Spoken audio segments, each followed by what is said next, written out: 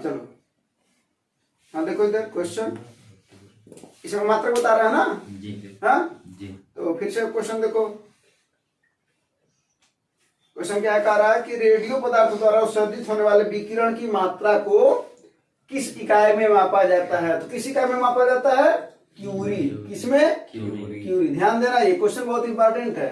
तो अगले क्वेश्चन पूछेगा, और ऑप्शन क्या? वाट। वाट किसका मात्रक है? शक्ति का, बोले थे ना, शक्ति का मात्रक क्या है? वाट। और होता क्या? शक्ति बराबर कार्य बटा समय। तो परिभाषा क्या बताते? कार्य करने की दर को क्या कहते हैं भैया? दर का मतलब होता है समय से भाग देना। दर का मतलब समय से भाग देना। तो कार्य करने की दर को क्या कहते हैं भैया? शक्ति कहते हैं। तो कार्य का मात्रक क्या होता है? जूल। और समय का मात्रक सेकेंड। तो जूल प्रति सेकेंड शक्ति का एक मात्रक होता है। इसका एक मात्रक वाट भी होता है। और वाट कौन सी पद्धति का मात्रक है? एसआई पद्धति इसका मात्रक है ये, ठीक है। और पूछा जाएगा शक्ति का उद्योग में क्या मात्रक है, तो क्या बोलोगे? अश्व शक्ति। क्या? अश्व शक्ति, ठीक है। अश्व शक्ति। और एक हॉर्स पावर बराबर कितना होता है? 746 वाट, ठीक है। ये बातें ध्यान देना, कोई दिक्कत है? नहीं। तो ये इतना हो गया। और अगर पूछा जाए किलोवाट, किलोवाट भी इसी का मात्रक है ना? किलोवाट भी शक्ति का ही मात्रक है, तो इसके मात्रक मिल गए, तो ये ध्यान देना। चलो अगला क्वेश्चन, क्या नाम? और अभी है ना पास्कल। पास्कल बताओ किसका इकाई है? पास्कल किसका इकाई है? दाब का। किसका? दाब का। और कौन सा? एम्पियर। एम्पियर किसकी इकाई है? विद्युत धारा की। ये सब नोट करके लिख लेना, ठीक है ना। चलो अगला क्वेश्चन देखो,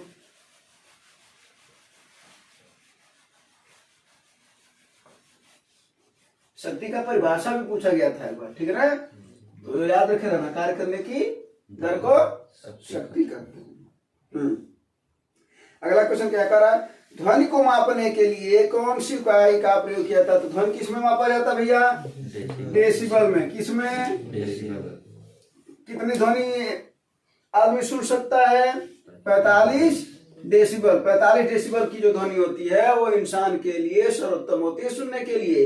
लेकिन अगर यही मात्र 75 डेसिबल की हो जाए तो वो खतरनाक हो जाती है, ठीक ना, ध्वनि के क्या कानों के लिए, ठीक है। तो डेसिबल किसकी इकाई हुई? और अगर यहीं पर एक और ऑप्शन दे रखा ना, क्या? हर्ट्ज। हर्ट्ज किसकी इकाई है? आवृत्ति की नोट करना। किसकी? आवृत्ति की इकाई क्या होती है? हर्ट्ज होता है, ठीक है ना। फिर और कौन सा है? ओम। ओम किसका इकाई है? प्रतिरोध का। किसका? प्रतिरोध का। रिवीजन का जरा बताओ, प्रतिरोधकता का मात्रक क्या है? ओम मीटर। बता था ना। तो प्रतिरोधकता का मात्रक ओम मीटर, प्रतिरोध का मात्रक है ओम, ठीक है। फिर और कौन सा है? वोल्ट। वोल्ट किसका मात्रक है? वोल्ट है, मारेंगे अभी। वाट है शक्ति का मात्रक है। वोल्ट किसका मात्रक है? विभव का, ठीक ना, या विभवांतर का, ठीक है ना। क्लियर हो? ये सब मात्रक थोड़े तैयार होने चाहिए, ये सब लिख भी लेना, ठीक है ना, जो चीजें बताई जा रही हैं इसमें। अगर देखो सुबह से अगर तुम क्लास कर रहे हो तो जो सुबह से बताए हैं कि मात्रक कैसे निकाला जाता है, बीमा क्या होता है, तो चीजें सब समझ में आएंगी, ठीक है ना। अब अगला क्वेश्चन, अगला क्वेश्चन क्या कर रहा है? एसआई प्रणाली में प्रतिबल की माप इकाई क्या है? अब देखो यहां पर दो चीजें समझो, एक समझो प्रतिबल और एक समझो दाब, या इसी को बोलते हैं दबाव, ठीक है। अब एक बात बता, तुम्हें एक एग्जाम्पल बता रहे हैं। क्रिकेट की बॉल देखो, क्रिकेट की बॉल, क्रिकेट की बॉल को थोड़ी देर ऐसे दबाए रखो, थोड़ी देर, तो तुम देखोगे ना कि कुछ देर बाद वो तुम्हारे पर भी एक बल लगा रहा है, ऐसे बल लगाएगा तुम्हारे पर, तुम्हारे हाथों को महसूस होगा कि बल वो भी लगा रहा है। थोड़ी देर दबाए रखना तो पता चलेगा। तो जो हम बल लगा रहे हैं उसे दाब कहते हैं, और जो वो बल लगा रहा है उसे प्रतिबल कहते हैं, ठीक है ना। तो प्रतिबल का जो परिभाषा होता है इसे सिग्मा से प्रदर्शित करते हैं, ठीक ना। आंतरिक प्रतिरोधी बल, आंतरिक प्रतिरोधी बल बटा क्षेत्रफल। और ये दाब बराबर क्या होता है? बल बटा क्षेत्रफल। ठीक है ना जी। तो जरा एक बात, ये परिभाषा समझ में आया कि नहीं आया? क्या कि एकांक जब किसी वस्तु पर एकांक क्षेत्रफल पर लगने वाला बल क्या कहलाता है? दाब कहलाता है। एकांक क्षेत्रफल पर लगने वाला बल क्या कहलाता है? और एकांक क्षेत्रफल पर लगने वाला आंतरिक प्रतिरोधी बल क्या कहलाता है? प्रतिबल कहलाता है। परिभाषा भी तैयार बोलो। अब इसी का अगर मात्रक निकालना हो तो जरा बताओ, आंतरिक प्रतिरोधी बल ये एक प्रकार का बल ही तो है। और बल का मात्रक होता है क्या भैया? न्यूटन। और क्षेत्रफल का मात्रक तो इसका मात्रक क्या आया? मीटर प्रति मीटर स्क्वायर। इसका मात्रक क्या आएगा?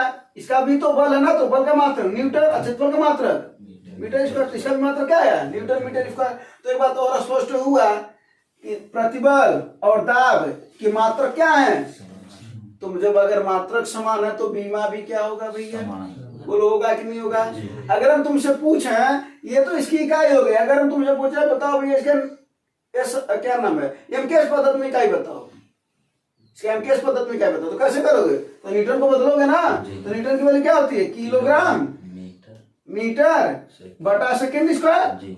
और ये नीचे है ना बोले मीटर स्क्वायर, तो 1 मीटर से 1 मीटर कट जाएगा, क्या आएगा? किलोग्राम प्रति मीटर इंटू सेकेंड स्क्वायर। इसकी बीमा क्या होगी जरा बता दो? किलोग्राम की बीमा क्या होगी? एम रियल पर माइनस और टी पर -2। अरे भाई ये ऊपर जाएगा तो एल पर -1 और टी पर -2। इसकी बीमा भी होगी, उसको भी नोट कर लेना, ठीक ना? तो इसकी परिभाषा भी समझ गए दोनों का क्या होता है, वो भी समझ गए जनरल भाषा में। फिर उसके बाद इसके मात्रक भी समझ गए। दोनों मात्रक किसके, इन दोनों के मात्रक क्या होते हैं? समान। ये भी क्वेश्चन पूछता है निम्न से किसके मात्रक समान होते हैं, ठीक है ना? और इसका क्या मात्रक और बीमा दोनों जान गए, ठीक है? चलो तो एक क्वेश्चन पूछता है, तो क्वेश्चन क्या है इसका पूछा है कि एसआई प्रणाली में प्रतिबल की इकाई क्या है? तो क्या है? न्यूटन प्रति मीटर स्क्वायर, ये है ना। और दाब का भी न्यूटन प्रति मीटर स्क्वायर, ये एसआई प्रणाली में है। और एमकेएस में पूछता तो क्या बताते हैं? किलोग्राम प्रति मीटर इंटू सेकेंड स्क्वायर, ठीक है जी। अगला क्वेश्चन देखो।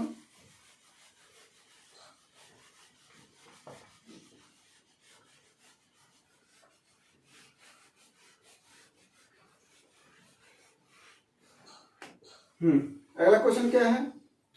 अच्छा मिलान करना, देखो जरा। चुंबकीय फ्लक्स घनत्व, यही ना जी। चुंबकीय फ्लक्स ये ना जी। और क्या इसका मात्रा क्या होता है? टेस्ला होता है। इसका मात्रा क्या होता है? टेस्ला। ये नोट करके लिख लेना। अगला क्या है? स्वप्रेरण। क्या है? स्वप्रेरण। तो स्वप्रेरण का मात्रा क्या होता है? हेनरी। क्या होता है? और क्या है ऑप्शन में? चुंबकीय फ्लक्स। क्या है? चुंबकीय फ्लक्स। इसे फाई से प्रदर्शित करते हैं, ठीक ना?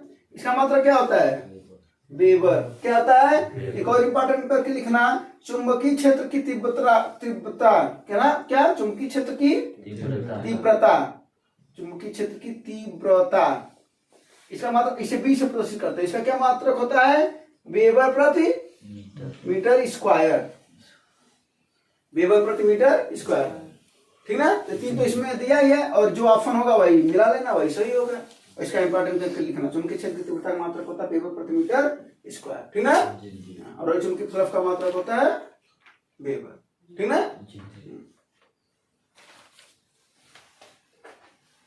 मिटा दें इसे। हाँ, अगला क्वेश्चन देखो।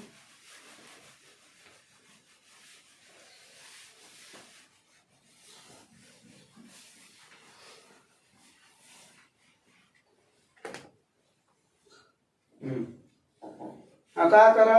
अपवर्तनांक का मात्रक क्या है? तो जरा नोट करके लिखो। बताए थे ना अपवर्तनांक, और क्या बताए थे? रेखीय आवर्धन। क्या? रेखीय आवर्धन, या इसे कभी कभी आवर्धन भी बोला जाता है, ठीक है? और आपेक्षिक घनत्व। क्या भैया?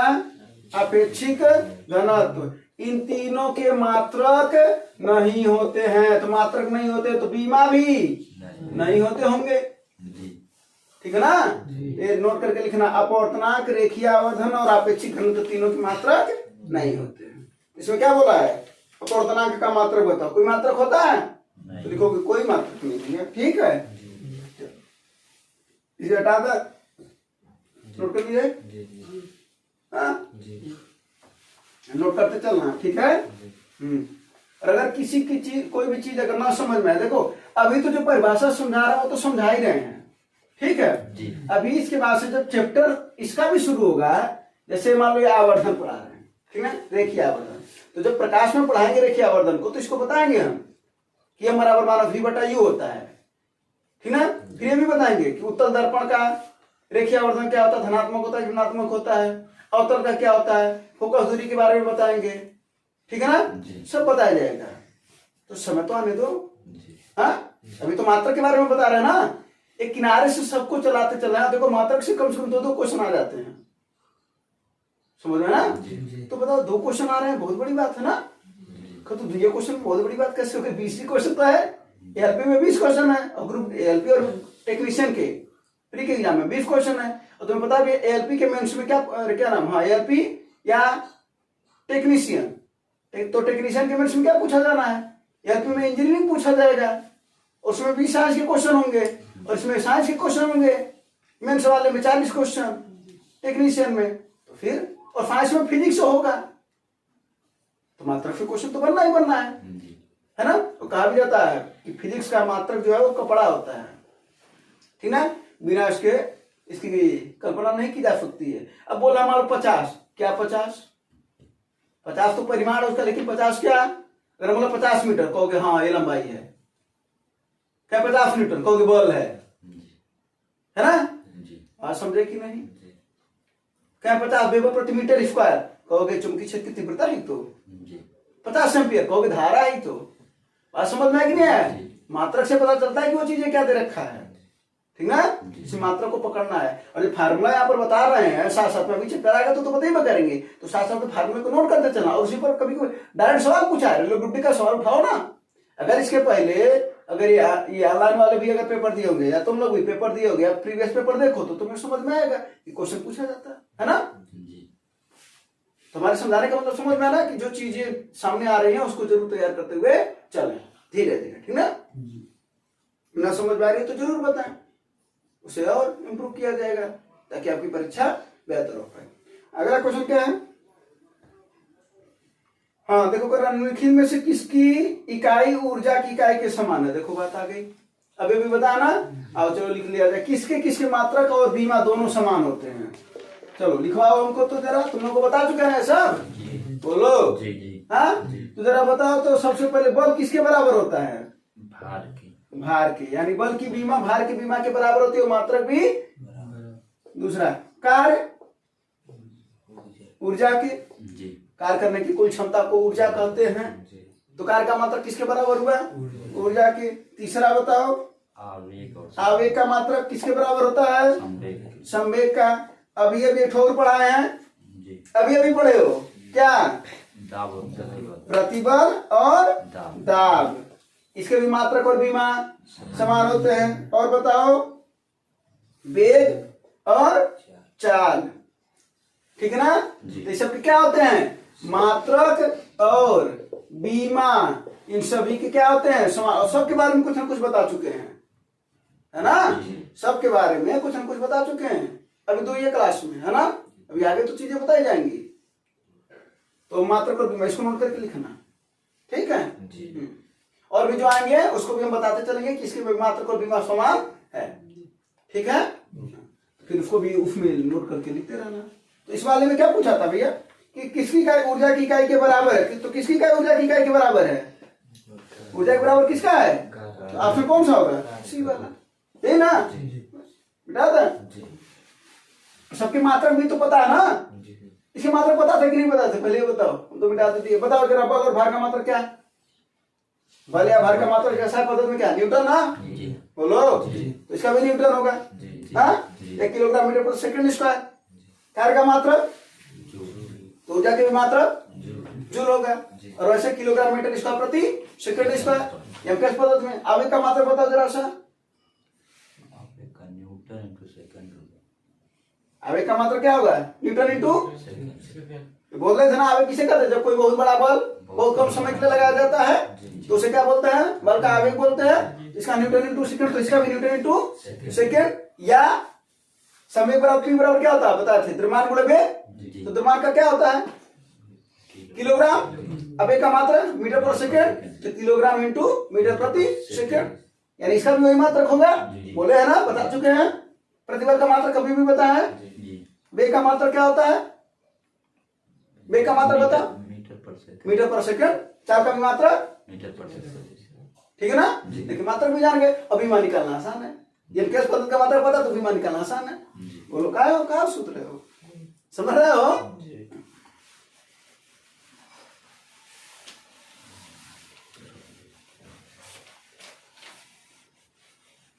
वाला मार्क कर देना। अब कौन सा है? क्या पूछ रहा है? एम्पियर सेकेंड किसकी इकाई है, यही ना। अब की समझ लेते हैं जरा सा। धारा कहते किसमें है? देखो इधर, आवेश की, रुको अच्छे से समझो, आवेश की प्रवाह दर को हमने क्या बोला था? जब दर बोलेंगे तो समय से भाग देना है, यानी आवेश की प्रवाह दर को क्या कहते हैं? धारा कहते हैं। क्या हमने बोला? क्यू क्या है? आवेश है। क्यू क्या है? आवेश। टी क्या है? समय। ये आवेश है। टी क्या है भैया? समय है। और ये आई क्या है? वैद्युत धारा है। तुमने क्या बोला? आवेश की दर को, बोलो परिभाषा बोलो, आवेश की दर को वैद्युत धारा, ठीक है ना। तो दिक्कत है इसमें नहीं। हाँ, अब देखो इसका क्यू का मात्रक क्या होता है? क्यू आवेश है ना, तो इसका मात्रक क्या होता है? कूलाम। इसका मात्रक क्या होता है? टी का सेकंड। तो इसका मात्रक क्या है? आई का मात्रक क्या है? कूलाम प्रति सेकंड। अभी आंसर नहीं आया है, इसको लिख रहे हैं, आंसर अभी मत खोजो, ठीक है ना। कूलाम प्रति, और आई का एक मात्रक तुम्हें पता है, धारा का मात्रक क्या होता है? यानी एम्पियर कहो धारा की मात्रक, या कूलाम प्रति सेकंड कहो धारा का मात्रक, बात एक ही है। बोलो, यानी अगर पूछा होता धारा का मात्रक बताओ तो तुम दो मात्रक पता चल गया तुम्हें, एक एम्पियर और एक कूलाम प्रति सेकंड, यही ना। लेकिन अपने को किसका मात्रक पता करना? आवेश का। हाँ, तो कोई दिक्कत नहीं। आवेश तो यहां से अगर हम फार्मूला में निकालना तो क्यू बराबर क्या हो जाएगा भैया? आई इंटू टी। बोलो, आई इंटू टी। तो आई का मात्रक, अब क्यू का क्या कहते हो? इसका मात्रक क्या है? कूलाम। अब देखते हैं आप कूलाम किसके बराबर है? आई का मात्रक क्या है? आई इंटू सेकेंड। तो एम्पियर इंटू सेकेंड को क्या कहोगे तुम? कूलाम कहोगे। जरा बताओ क्या पूछा है कि एम्पियर इंटू सेकेंड किसकी इकाई है? तो एम्पियर इंटू सेकेंड किसकी इकाई है? आवेश की। किसकी इकाई है? आवेश। और वही किसके बराबर है? कूलाम के बराबर है कि नहीं है? बोलो जी। तो फार्मूला फिर सवाल भी आता है, अगर आवेश दे दे, समय दे दे, कितनी आवेश, एक परिपथ में कुछ आवेश दे दे, कितना आवेश 10 सेकंड के लिए प्रवाहित किया जा रहा है, तो बताओ पहले धारा कितनी होगी? बता नहीं लोगे? बोलो जी। अगर कह दे कि 10 घाते 3 का आवेश, 10 घाते 3 कूलाम का आवेश 10 सेकंड के लिए प्रवाहित किया जा रहा है, तो इसके बताओ धारा कितनी होगी? ये ना होगा 10 घाते 2 अर्थात 100 क्या? 100 क्या? 100 क्या? 100 एम्पियर। धारा का मात्रक एम्पियर है ना, 100 एम्पियर या कूलाम प्रति सेकंड, ठीक है ना। ये ध्यान देना, वरना सवाल ऑप्शन में 2-3 ठोर रहेगा। मात्रक पर भी तो ध्यान देना ना, सवाल आता तो इसके मात्रक पर ध्यान देता। कई बार तो ऐसा होता ना, तुम्हें जब आएगा सवाल तो बताएंगे, जब चैप्टर वाइज करवाएंगे तो तुम देखना ना, मात्रक से ना सवाल को सॉल्व करने की जरूरत नहीं पड़ती है, कभी कभी मात्रक से आ जाते हैं। अगर 4 सवाल 5 सवाल दिया है ना, तो उस 4 में से 1 या 2 सवाल ऐसा रहेगा जो मात्रक से ही पकड़ में आ जाता है। समझ में आना? तो बताओ यानी मात्रक तो इंपॉर्टेंट हुआ कि नहीं हुआ? तो ये समझ में आना, इसका आंसर क्या मिल गया है? एम्पियर इंटू सेकंड किसकी का ही है? आवेश की। तो ये कूलाम के बराबर होता है, ठीक है। अगला सवाल देखो तब तक।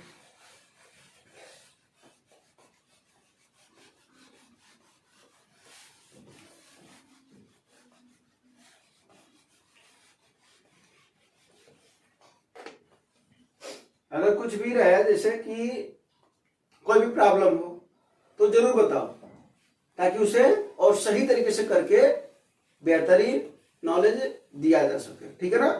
ताकि जब परीक्षा है कोई प्रॉब्लम ना हो, तो जो भी दिक्कत हो तो जरूर बात करना कि ये प्रॉब्लम है, इसको बताइए, ठीक है।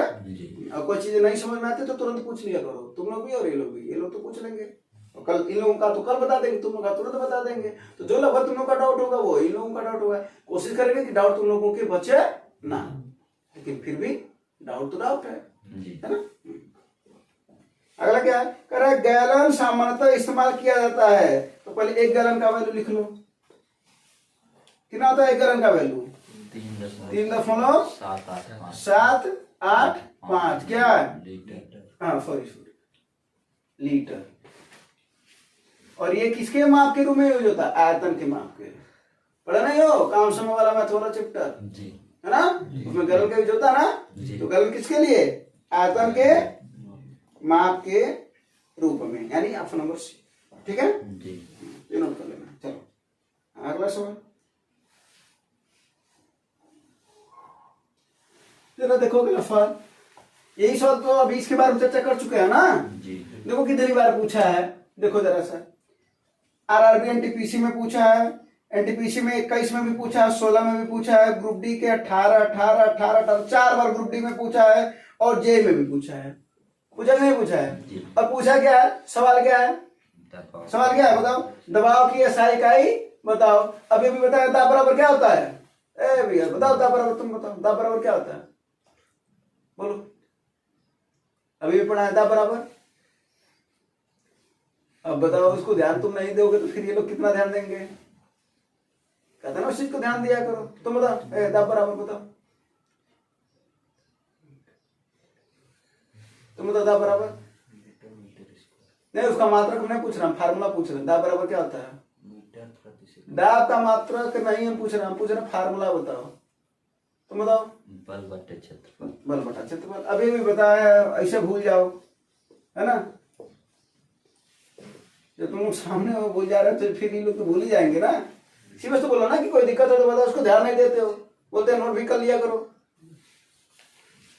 अगर इस परिभाषा को ध्यान दोगे तब ना समझ में आएगा वो चीजें। अब ऐसा हो गया अगर तुरंत तुरंत देखोगे तो फिर नई चीजें समझ में आएंगी, फिर वही हो जाएगा कि बस क्लास करते जा रहे हैं। तो कई लोग हैं ऐसे, हाँ तुम्हारे पर निर्भर करता है ना कि तुम क्लास की भीड़ हो कि क्या हो। हाँ भीड़ हमेशा भीड़ जैसी चाल चलती है, ठीक ना। तो वो चीजें बदलो, समझो इस बात को।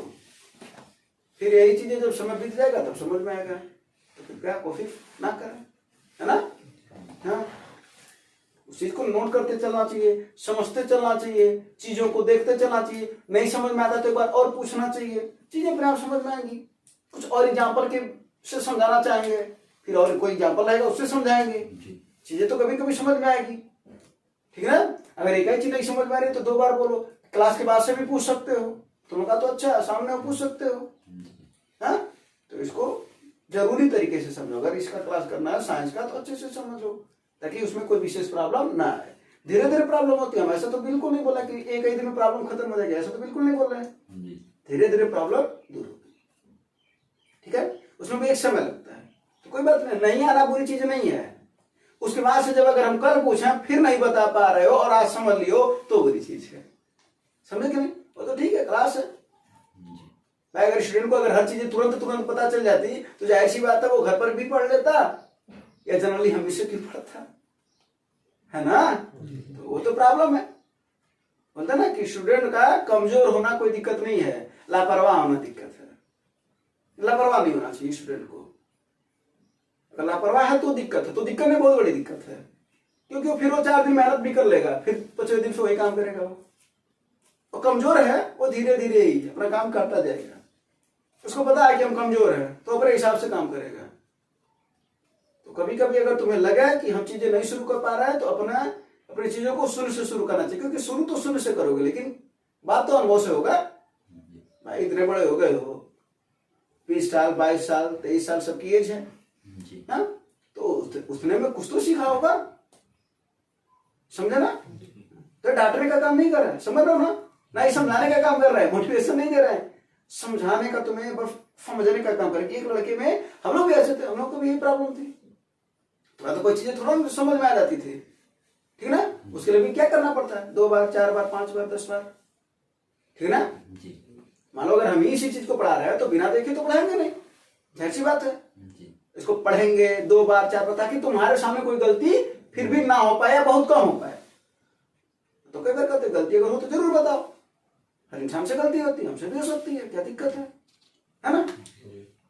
फिर उसको सुधारा जाएगा। तो वैसे तुम्हारी भी प्रॉब्लम है, तो इस वजह से स्टूडेंट पर फिर समझाने की कोशिश कर रहे हैं कि एक चीज को समझो कि जब चीजें अगर समझाया जाए तो उसको ध्यान दो, समझने की कोशिश करो। अगर वो चीजें उस समय ना समझ में आ रही हो तो एक बार को पूछो। अभी तुरंत में नहीं समझ में आएगा, कोई दिक्कत नहीं, अभी तो इस चैप्टर जो पढ़ाएंगे दाब वाला चैप्टर, तो ये और चीजें समझ में आएंगी, लेकिन जब तक जितने में है उतने तो समझते हुए चलो। समझे भैया, नाखून काटने आते हो, समझे। हाँ, तो चलो अभी सवाल को देखते हैं। देखो सवाल इसका तो आंसर बता भी चुके हैं। तो दाब बराबर क्या होता है, बल बटा क्षेत्रफल, ये फार्मूला था। और क्या बोले थे, एकांक क्षेत्रफल पर लगने वाला बल क्या कहलाता है भैया, दाब कहलाता है। वही जो हम गेंद पर लगाते हैं, जो हम लगाते हैं वो क्या है, दाब है, और जो गेंद हमारे पर लगाता है वो क्या है, प्रतिबल है, बताया ना। वही चीज तो पूछ रहे थे। तो दाब बराबर बटा क्षेत्रफल, बल का मात्रा क्या होता है, न्यूटन, और क्षेत्रफल का मात्रा मीटर स्क्वायर, जिसका मात्रा क्या है एसआई पद्धति का, न्यूटन प्रति मीटर स्क्वायर। एमकेएस पद्धति का भी मात्रा कभी भी बताए, इसके बीमा भी बताए, बताया ना। ये सब चीजें थोड़ी पता होनी चाहिए, बोलो। इसका मात्रा क्या बताते हैं एमकेएस पद्धति में, नहीं दाब का एक मात्रक तो होता है पास्कल, ठीक है, वो तो होता है। हाइड्रोलिक ब्रेक इसी सिद्धांत पर काम करती है ना, पास्कल तो होता है। एक और इसका मात्रक, चलो हाँ वो भी याद आ गया। इसका एमकेएस पद्धति में मात्रक बताओ, हमें पता ना, किलोग्राम प्रति मीटर इंटू सेकंड स्क्वायर, बोले ना, वही तो बोल रहे थे, किलोग्राम प्रति मीटर इंटू सेकंड स्क्वायर। अब बीमा क्या पता है, एल पे माइनस और टी पे माइनस 2, ये इसका बीमा हो गया। इसमें क्या पूछ रहा था, क्या पूछ रहा था, ऐसा इकाई मात्र बताओ, क्या हो जाएगा, न्यूटन प्रति वर्ग मीटर या न्यूटन प्रति मीटर स्क्वायर, है ना। कोई दिक्कत है क्या, नहीं, हाँ नहीं। चलो अगले सवाल पर चलते हैं।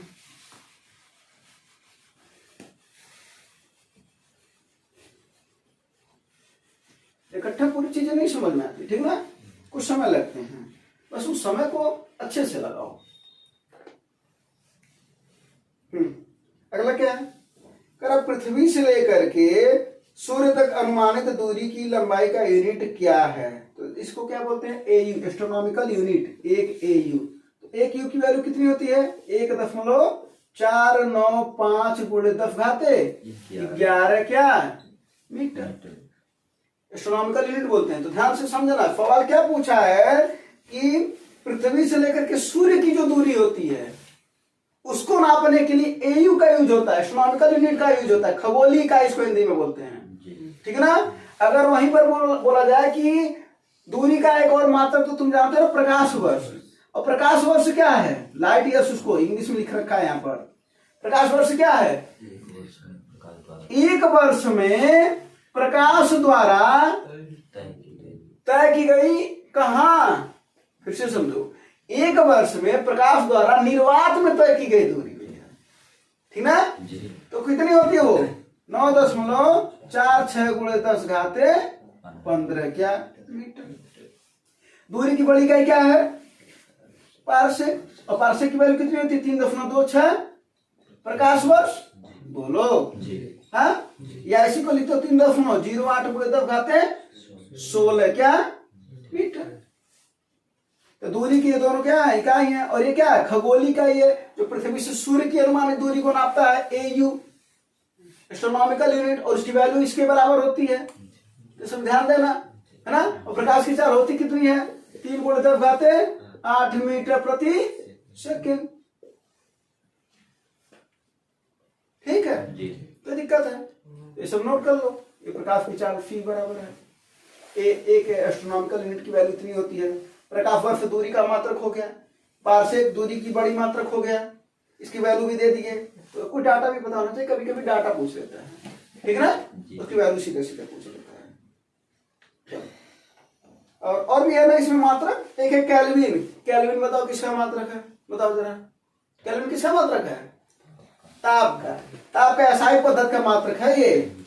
तो ताप का SI पद्धति का मात्रक तो केल्विन हुआ। तो जरा बताओ, अगर केल्विन SI पद्धति का मात्रक है तो जाहिर सी बात है एमकेएफ पद्धति का भी मात्रक होगा, फिजेफ का भी मात्रक होगा। तो क्या होता है एमकेएफ पद्धति का मात्रक? Degree centigrade. क्या होता है भैया? Degree centigrade. और फिजेफ पद्धति का मात्रक क्या होता है? फ़ारेनहाइट। क्या होता है? फ़ारेनहाइट। इसे नोट कर लेना। ये भी क्वेश्चन पूछा है कि ताप का SI पद्धति का मात्रक क्या होता है? केल्विन होता है। ठीक है ना। और भैया इसमें आप समझे जूल। जूल तो किसका मात्रक है? कार्य ऊर्जा का। ठीक ना। कोई दिक्कत है, परेशानी है? तो एक सवाल दे देते हैं, इसका तुम लोग बताना, आंसर इसका बताना कमेंट में। ठीक है। तो सवाल आसान सा ही देते हैं, इसके बारे में फिर कल यहीं से शुरुआत होगी। ठीक है। क्वेश्चन है कि बल की इकाई क्या है, पता तो होगी, लेकिन कल तुम लोगों से भी पूछेंगे और इन लोगों से भी। चलो, तुम्हें ये चीजें समझ में आ होगा और आप लोगों को भी। कोई भी प्रॉब्लम रहे तो जरूर बताइए। धन्यवाद।